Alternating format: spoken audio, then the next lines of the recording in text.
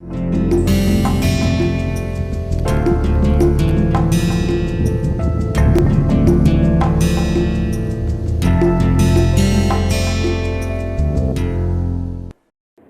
now we're going to start with subpart 5, which is reconsider and arrive at the right problem to solve.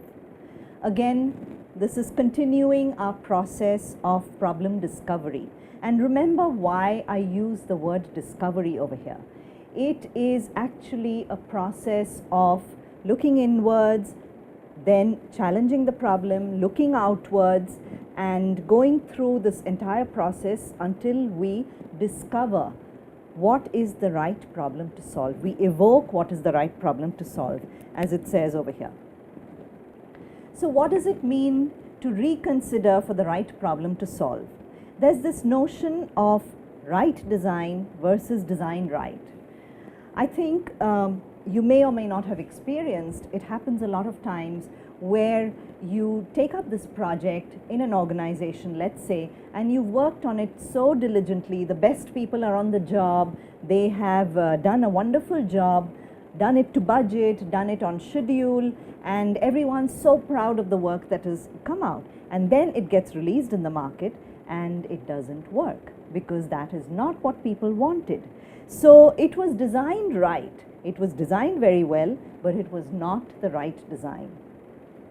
So there was this example of a wagon by this company called Radio Flyer, and they were into designing children's wagons. And they went through this entire process and they kept adding, they kept making the wagon better and better and better, but it, in the end, just right before launch, they had to pull this off the market because they realized it is not the right design. The design had several problems and it was not what they had meant for it to be. It became much bigger and much more kludgier than what was originally planned. So part of this discovery process is identifying what is the right design, what is the right problem to solve, so that we can come up with the right design, right? And we don't end up with something that doesn't work. So it's also, you can look at it as you had a great journey, but you ended up at the wrong destination. You had a wonderful ride getting to the place, but it was not the right place. So this is what right design versus design right means. And that is what we try to take care through this reconsideration approach. So let's look at this, example of design a better walking stick. So if I give you the problem of design a better walking stick, you can run off and start designing. That is what most of us might do. However, if you think a little deeper, stop for a moment, reflect on this issue and say, who is this walking stick for? Okay, you don't even have to be talking to users. Just reflect, just introspect and say, who is this for? This is for elderly people. What is the issue with walking sticks? If you have noticed, a lot of elderly people, they do not like using walking sticks. They actually hate walking sticks. They use them only because they have to. So you could come up with a even nicer looking walking stick, maybe brass plated and maybe with a wonderful interesting head and all that. But does it still make the person feel good? Because it's that sense of dignity that about the elderly, the feeling that I look old. So it's not just about you might need and want the use of a walking stick, but psychologically, emotionally, it makes you feel like you're being perceived as old. So a lot of elderly people, I have noticed, do not like to use a walking stick. So is designing a better walking stick the right problem? I don't know. Perhaps if we looked some more and thought about all these factors that I just mentioned to you about how people feel about a walking stick, perhaps if we had a made up problem, Design a companion product for elderly which does not make them feel old. Perhaps you would have come up with a very different and very innovative solution to this if we had thought about this very differently. So this perhaps is the right problem to solve because it thinks of it as a companion. It thinks of this notion which says that it does not make them feel old, does not make them psychologically feel like a dependent, right? So this is the reconsideration that we do in order to arrive at the right problem to solve. So the first thing we do is explore the design challenge. Now we're going to be pushing the boundaries and questioning and trying to understand and explore the challenge and say, why is this, right? And then we frame the design challenge. After having gone through all this consideration, examination, looking at it from different angles, we now say that we put a frame around this problem and this is the new problem we're going to solve, okay? So let's look back again at designing a service that will utilize the professional experience of elderly retired people, okay? The way we reconsider a problem, one of the most important tools that are used is asking why, asking the question why. So you take the problem that you have at face value and start asking, why do we want to utilize the experiences of elderly retired? Why? Why would we want to do that? Why don't we just let them be at home?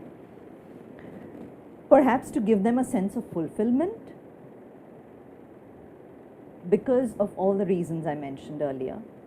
Perhaps they have vast experiences, and if we were to utilize those experiences, it perhaps might be less risky if we are utilizing their services in something, of some kind of a business, because their experiences are much more solid and stable. To provide mentors to youngsters, right? We know that a lot of youngsters could perhaps do with mentoring. So maybe their services could be very good to provide mentors to youngsters. Because they are steady and mature in their decision making. Why else? Because they have time and they have disposable income. So by asking the question why, we have come up with all these different possibilities. We have pushed the boundary, we have challenged our problem. We have challenged it and we're trying to push it out, right? So if to give this a context, let's think about a person who is, let's say, a retired medical rep, a medical representative. And he's had a very full career, been traveling a lot, and now he's suddenly retired, right? Perhaps, just to give you a little bit, throw some more light on this, perhaps, he would be, his services would be enlisted to help people understand how to take medication, right? So this is just an idea that I'm talking to you about. So we have asked the question why in order to push the boundaries, and we then say, okay, why else? And why? So why do we want to give them a sense of fulfillment? Because perhaps they're bored and they love to interact. And why do we want to provide mentors to youngsters? Because youngsters are very confused these days and perhaps they could do with some mentoring. And why do we want, why are we looking into the fact that they have time and disposable income? So if they were to be employed, perhaps they may expect lower compensation. So there's some of the business angles also that we can be thinking about as we try to design this service. So by asking the question why, we have come out now with various possibilities that may make our problem very different than the one we started out with. That design a service that will utilize the professional experiences of elderly retired people. Okay? So again, to show you, this is how we were doing the why and the why else, and what are the different factors we were considering by asking the question why and why and why. Okay, so this is what we use to explore the problem further. Let's look at another example, right? So let's say I ask you, build a bridge for me. You can go run off and start building the bridge. You can start designing the bridge on paper and then you go off and start building the bridge. Instead, if you say, come back to me, and you challenge me and you say, why do you need a bridge? Right? So then most likely I would tell you, I need to go to the other side of the river. All right? Now, this opens up a frame of possible solutions. What are the different ways we could think about to go to the other side of the river? Right? So you may now think, maybe a tunnel, maybe a ferry, maybe a paddle, maybe a canoe, maybe a ropeway, maybe a hot air balloon. There's so many possibilities, right? By challenging the problem, we have come to all these other possibilities. Now you can challenge it even further by asking, why do you want to get to the other side of the river? What is the need to get to the other side of the river? So imagine that I told you I work on the other side of the river. Now this has again given you valuable information and has broadened the range of possible solutions even more, right? Maybe there are ways for you to work without crossing the river. Maybe there are ways to work on this side of the river. So this was an example from Michael Barry, and I thought it was, it's an interesting way for you to start thinking about taking a problem and then pushing the boundaries by asking the question why. And then you might end up with a very different problem statement. Now that we have examined the problem statement, we have reconsidered it a bit, we have reflected on it, now is time to frame the design challenge. We have to look at all these different possibilities and then put it together, put a frame around it and say, this is the new problem that we're going to be working on. So what does frame the design challenge mean? It means that you need to articulate the problem that you're trying to solve. Use different words if necessary, if your problem has changed completely, and articulate the problem and define it as the new problem. While you do it, consider the impact of that problem, consider some of the early solutions, consider some of the constraints as you define your new problem statement, and then rephrase the problem, and this becomes your new problem statement.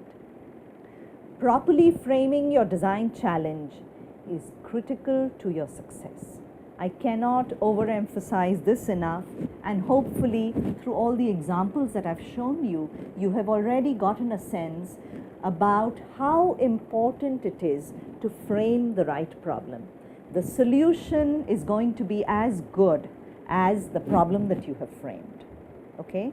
And therefore, this is the starting point of this whole exercise of the design thinking journey as you look at a problem and then go forward after all the reconsideration towards framing it. Now, here is an example template, and we will share it with you that helps you frame your design challenge. So the first thing it asks you, what is the problem you're trying to solve? So over here you might write perhaps your original problem statement or some version of it. Then it says take a stab at framing it as a design question. The same challenge, now you ask it as a question. How might we do this? How could we utilize the services? Now state the ultimate impact you're trying to have. What is the impact you're trying to have with this problem? Why are you solving this problem? In order to do what? Remember in the example I shared with you earlier about the product that we worked on where we wanted to bring the setup time down to 15 minutes. And there the impact was that, the impact that we were trying to have was that this needs to be a product that is a self-install. This needs to be a product that can go on its own, that does not need the services of a customer service rep to accompany the product. So that is the ultimate impact we were trying to have. So in this case, what is the ultimate impact that you're trying to have? What are some possible solutions to your problem? Think broadly. It's fine to start a project with a hunch or two, but make sure you allow for surprising outcomes. Don't say the most obvious thing, right? Then the next step is finally write down some of the context and the constraints that you may be facing. And now think about, does your original question need a tweak? Try it again. So this is where you reframe your design challenge. So I will share now with you an example solved by IDEO on one of the projects that they were working. And they were initially working or wanting to work on the area of children's education, but they realized it's a huge, vast area. So they needed to narrow the scope, but they did want to do something around children. So they started wondering, should it be all children? Should it be youngsters, teens, or babies? What should it be? So because of the great importance of early childhood development, the decision was made through this whole reconsidering process that they would work on the 0 to 5 age group. And the project came to be known as the first 5 years of life. So how can we make the first 5 years of life, particularly in low-income communities, where those are the critical 5 years of life, but that is when oftentimes the right opportunities, the right perhaps medical sustenance and nutrition and a lot of these things don't happen. Okay, so how can we make that happen in the first 5 years of life? And then after thinking about this some more, it was realized that basically children are very helpless.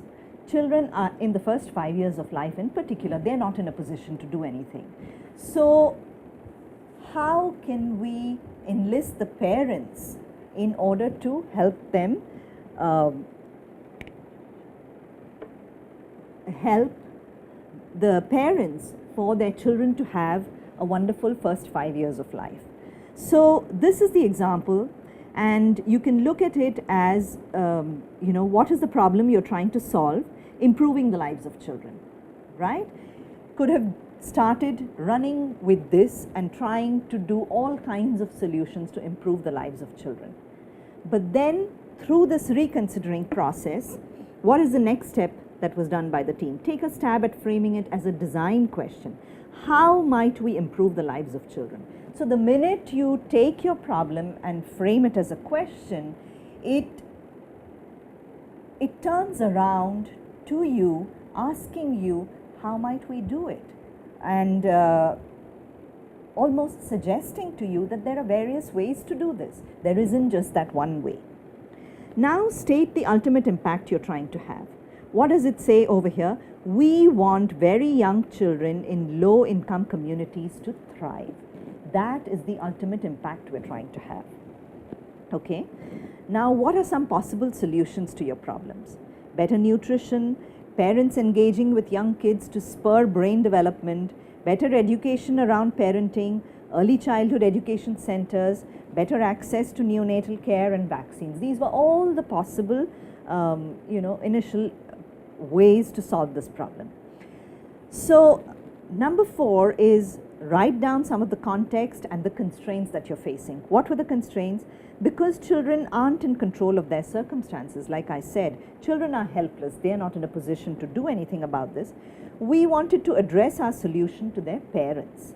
So the realization that while we're trying to improve the lives of children, the real people that we have to be targeting this to is parents. However, a rider to that is we mustn't go off in that direction so that our entire focus, our entire energies, our entire solutions becomes focused on improving the lives of parents. That's not the point. So keeping all that in mind, what was the new problem statement that was defined? How might parents in low-income communities ensure children thrive better in their first 5 years? So remember, in trying to be aware that this is not about doing something for parents, but putting the onus on parents to make better the first 5 years of life of their children. So how might parents in low-income communities ensure children thrive in the first 5 years? So if you look at the original problem statement, improving the lives of children, and if you look at this one now, how might parents in low-income communities ensure children thrive in their first 5 years?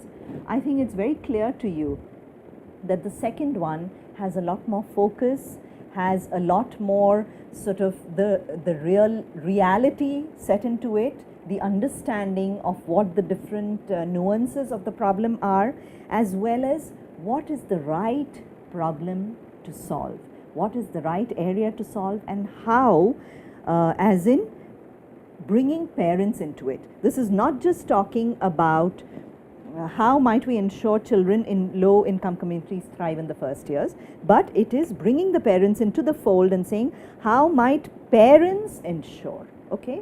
So framing of the problem in this way then makes it a launch pad for you to start your research, and to start your research on the right footing. All right?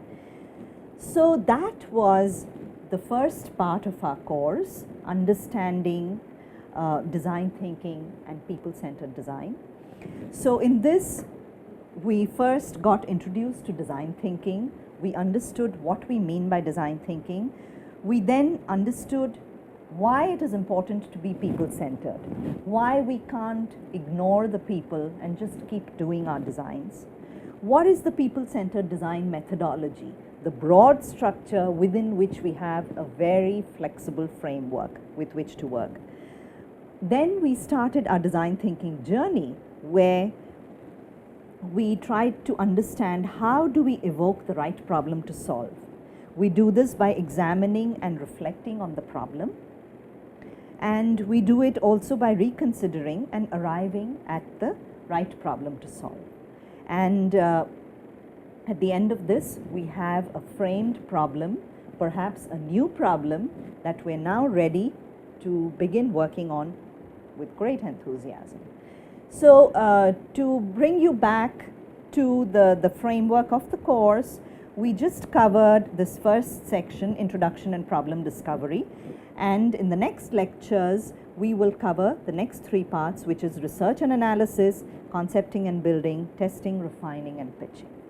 Okay.